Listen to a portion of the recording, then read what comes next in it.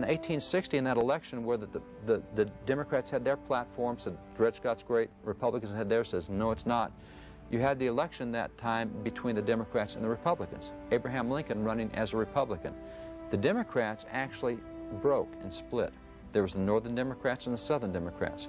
The Southern Democrats said slavery is absolutely fine and we're willing to leave the Union if these Republicans try to end slavery. You had the Northern Democrats up through New York and elsewhere that said, we think slavery's fine, but we're not willing to break up the Union over it. So when he gets elected, the Southern Democrats said, we told you we're going to leave if he gets elected, because if he gets elected, he's promised to end slavery. So you had 11 Democrat states secede from the Union. Now, we now say the South seceded from the North. No, no, no. Every Southern Democrat in the House, every Southern Democrat in the Senate left and started a new nation. I have the founding documents of that nation. They call it the slave-holding nation of the Confederacy. That's in their title.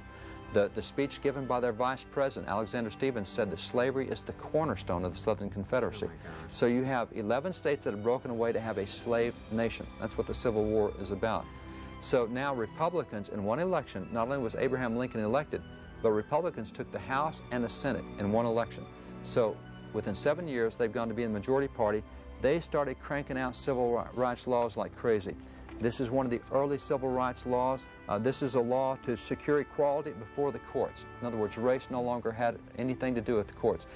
It was prior to this that if you were black, you couldn't testify in court, you couldn't go before a court to bring a suit, you were excluded from the legal process. Here's a bill that's designed to give equal pay for soldiers. If you're black or if you're white, you're going to get paid the same. What are the dates of these? This bill is 1864.